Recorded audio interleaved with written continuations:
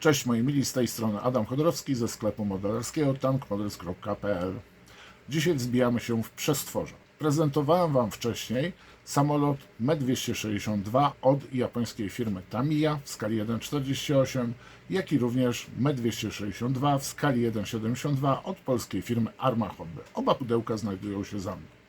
Dzisiaj kontynuuję serię unboxingów samolotów z napędem odrzutowych z końca II wojny światowej. Mianowicie dzisiaj bohaterem będzie ten oto model Heinkel He-162A2 Salamander. Tak naprawdę Salamander to była nazwa projektu, a on miał być ludowym odrzutowcem. Tak, dokładnie, ludowym odrzutowcem. I zaraz się o tym dowiecie. Chciałbym Was zaprosić na krótki rys historyczny, zanim wskoczymy do pudełka. A więc zapraszam. Dokładnie. Zanim wskoczymy do pudełka, kilka słów o bohaterze naszego dzisiejszego unboxingu. Po lądowaniu w Normandii wojska aliantów wyzwalały miasto za miastem we Francji. Jednak Niemcy stawiali zacięty opór.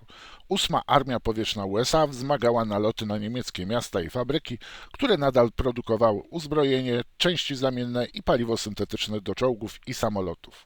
Naloty trwały dzień i noc. Bombowce alianckie były osłaniane przez amerykańskie samoloty myśliwskie Mustang P-51D, które doskonale zwalczały atakujące Messerschmitty 109, Focke-Wulfy 190 czy też Messerschmitty Me-262, które starały się zadać jak największe straty aliantom i oczywiście powstrzymywać naloty. Niemieckie Ministerstwo Lotnictwa, w skrócie RLM, pod naciskiem generała Adolfa Gallanda, najsłynniejszego asa Luftwaffe, który doskonale rozumiał, że jedynie dzięki bardziej rozwiniętym technologicznie samolotom można zniwelować siłę i skalę nalotów bombowców amerykańskich i brytyjskich na III Rzeszę. Pierwszym samolotem, który miał spełnić takie oczekiwania, miał być Messerschmitt Me-262, jednak okazało się, że jest zbyt skomplikowany w produkcji i pilotażu. RLM ogłosiło kolejny konkurs na mniejszy, prostszy w obsłudze i szybszy samolot myśliwski. Zwycięzcą tego konkursu okazał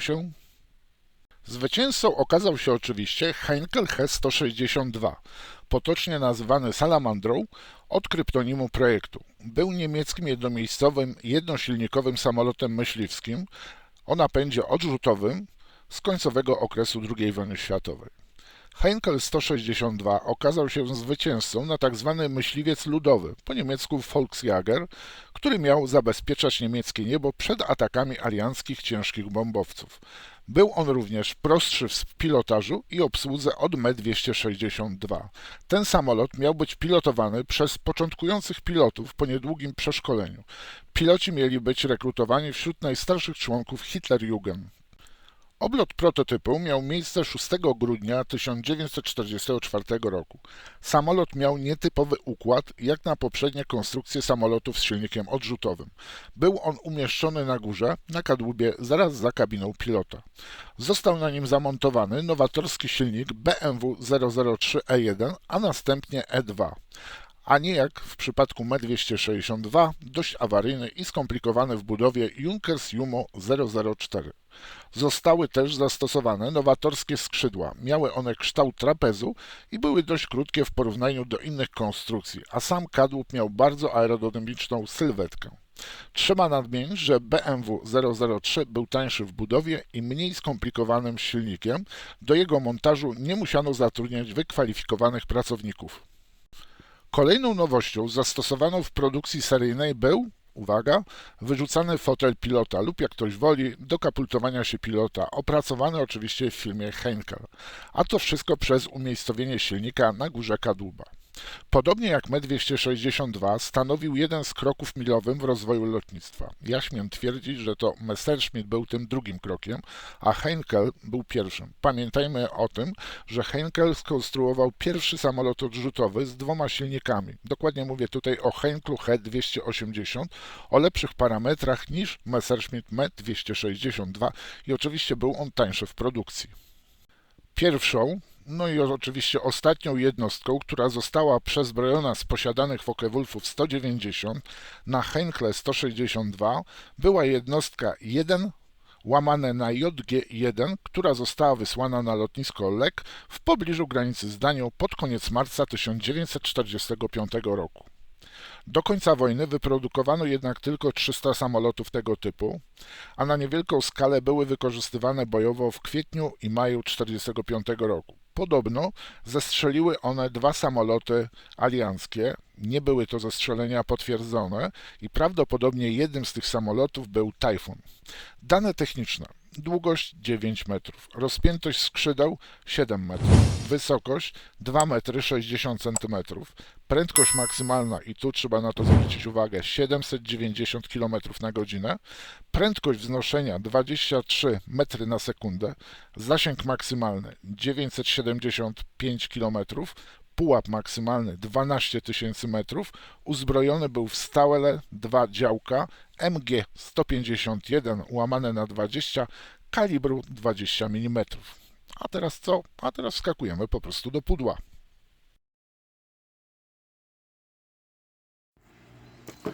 I po tym krótkim rysie historycznym Heinkel He-162A2 Salamander wiemy, co oglądamy.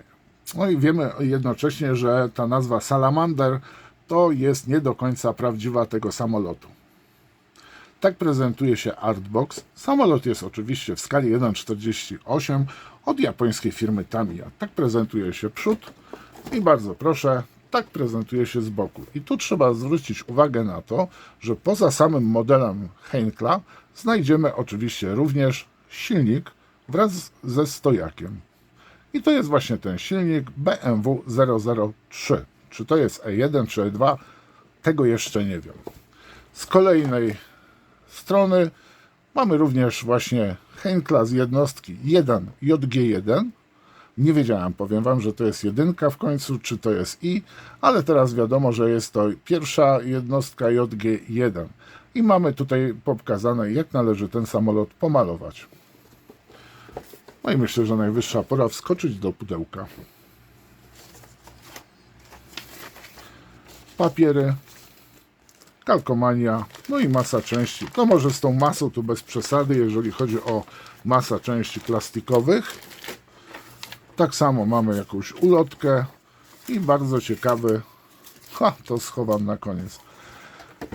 I zaczniemy od papierologii. Bardzo proszę. Wkładka Tamiya standardowa, która znajduje się w większości modeli samolotów, jak nie we wszystkich. Czyli krótko mówiąc Tamiya Tech Tips. Czyli jakie narzędzia powinniśmy posiadać, aby składać samolot, czy też czołg, jak i również jak tych narzędzi używać.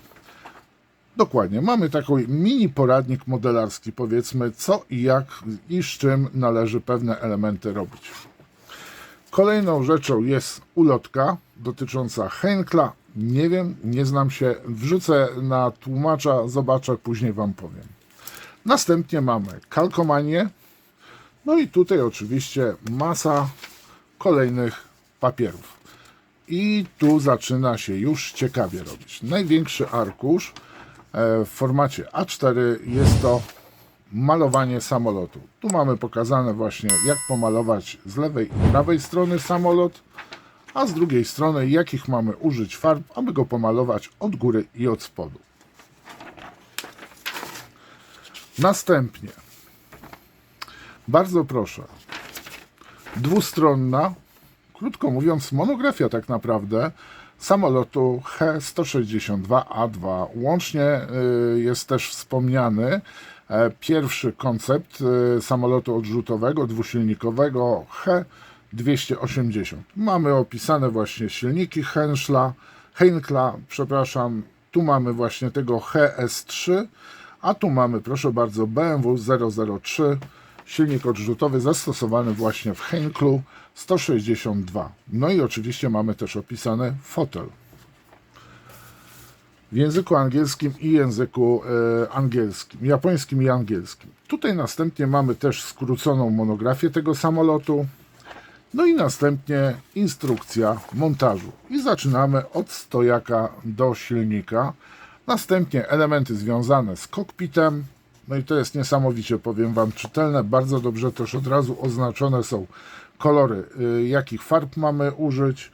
Kolejne etapy sklejania.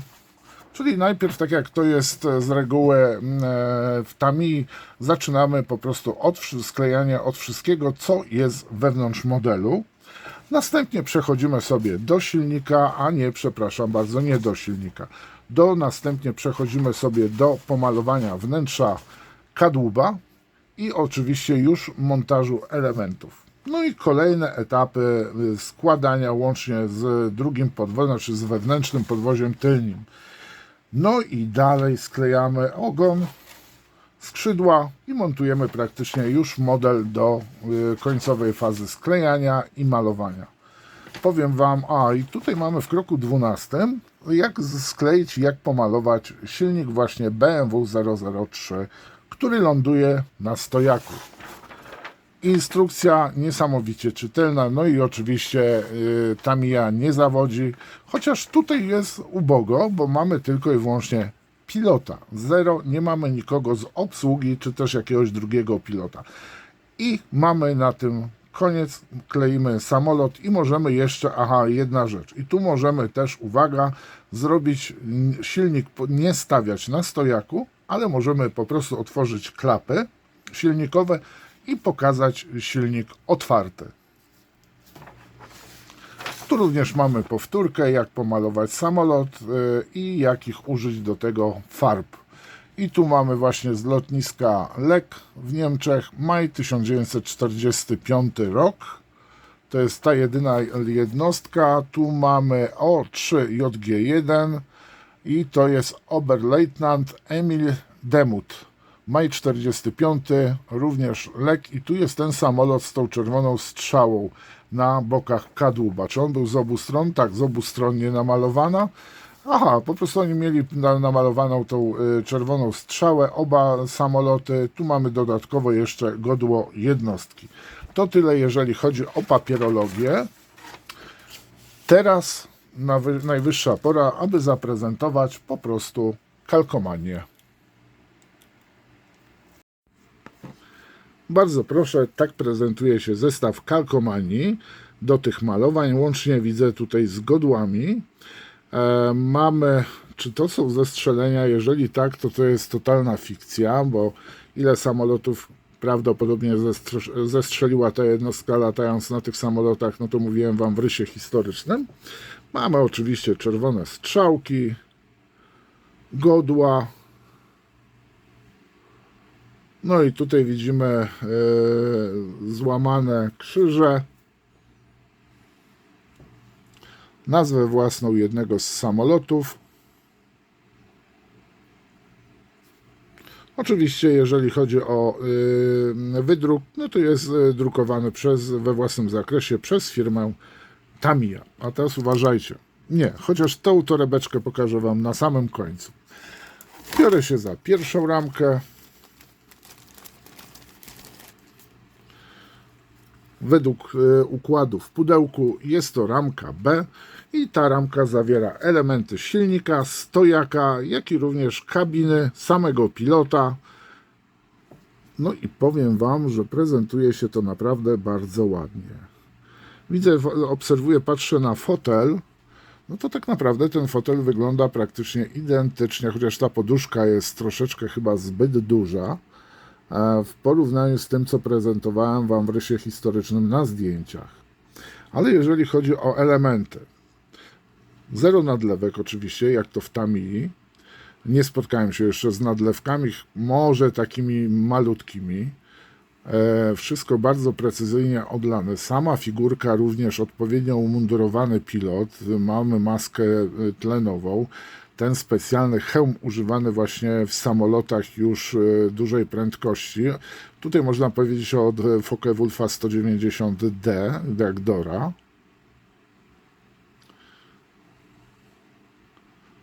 Powiem Wam, że tak przyglądając się tym częściom, to już się chce go sklejać. Teraz ta część ramki, czy ona ma jakąś inną nazwę? Nie, nie, po prostu to jest ramka z silnikiem i elementami silnika samego. Oczywiście można go wzbogacić zapewne, bo nie wszystkie elementy można było wykonać w plastiku, ewentualnie są one uproszczone i pewnie jakaś instalacja będzie do dorobienia. Z drugiej strony ta ramka prezentuje się mianowicie tak. Łączenia elementów do ramki bardzo delikatne, nie ma żadnego problemu tutaj z odcinaniem elementów i ewentualnym uszkodzeniem podczas wycinania. No i mamy kolejne ramki. Tutaj znane dla Tamiya elementy plastikowe, jak i również dwa metalowe, takie powiedzmy szpilki, można powiedzieć. Ale nie sprawdzałem jeszcze, gdzie je trzeba zamontować, więc pokazuję Wam na razie w ten sposób.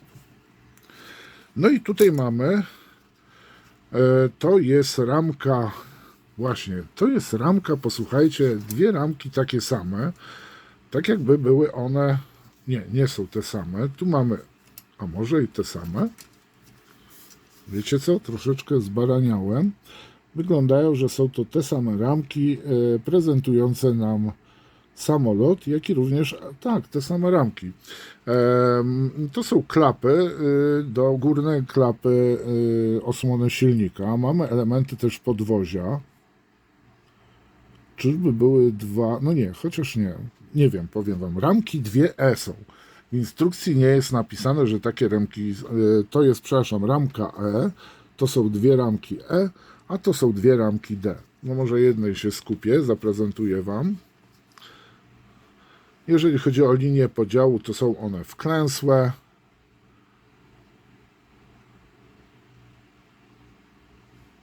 Jak widzicie, pierwszy raz razem z Wami oglądam.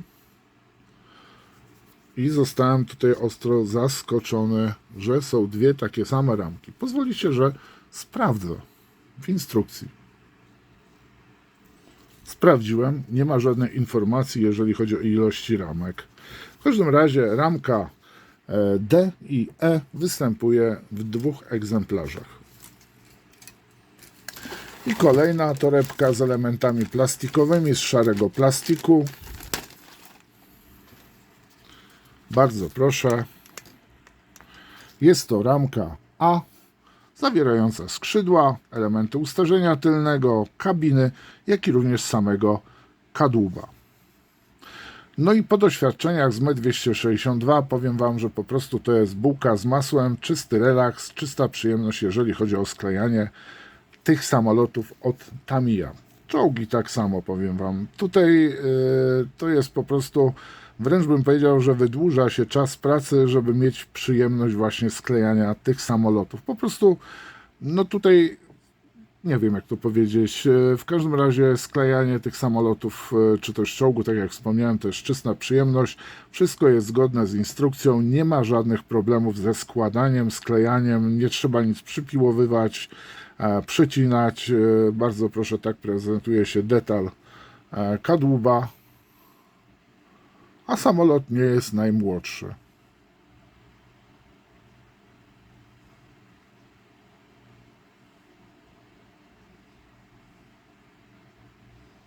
Po prostu jeszcze nie słyszałem, żeby ktoś miał problem ze sklejaniem jakiegokolwiek modelu od Tamiya, nawet jeżeli posiada 50 parę lat.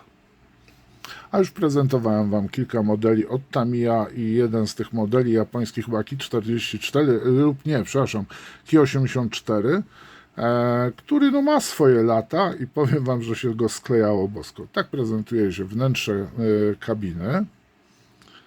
Z drugiej strony podobnie.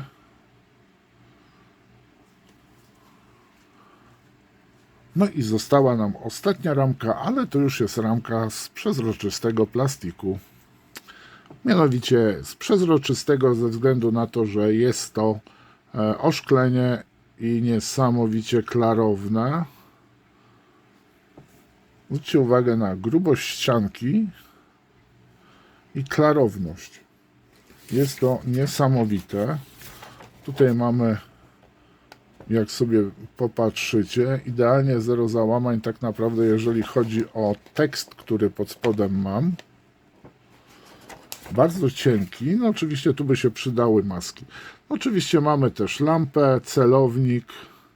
No i tą klapę, tutaj oszklenie samego kabiny, nie mówię o wiatrochronie, można oczywiście również zrobić w pozycji otwartej.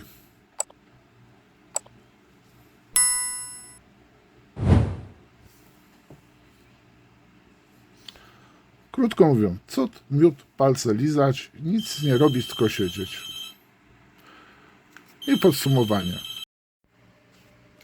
No, był klient, mam nadzieję, że będziesz szczęśliwy. Rosomaki wyjechały. Unboxing czyni cuda. No, ale posłuchajcie, unboxing Heinkla zakończyłem, ale tak naprawdę jeszcze jednej rzeczy nie pokazałem. Dokładnie chodzi o tą torebeczkę. Ta kula armatnia to jest po prostu obciążenie na przednie zawieszenie, przednie koło tego właśnie He162. Autentycznie, jak ktoś ma piłkarzyki na sprężynce, to nie wiem, czy to nie jest większa kulka. Moi mili, model zrobiony naprawdę rewelacyjnie. Z doświadczenia po tami samolotach wiem, że to się samo składa. Po prostu ten model mogę polecić każdemu, nawet początkującemu modelarzowi. Jeżeli chodzi o M262, w 4.8 również. To wszystko, powiem Wam. Teraz muszę przyspieszyć ze swoimi projektami, które rozpoczęte mam, aby dojść do właśnie salamandry. Mam nadzieję, że film Wam się podobał. Rys historyczny też Wam się podobał. Zapraszam Was oczywiście do 1, 2, 3. Zapraszam Was również do sklepu, do obserwowania jak najbardziej profilu na Facebooku i obserwowania tak samo profilu na Xie. Teraz wszystko widzicie, adresy. No i do następnego unboxingu. Pozdrawiam Was, trzymajcie się, hej!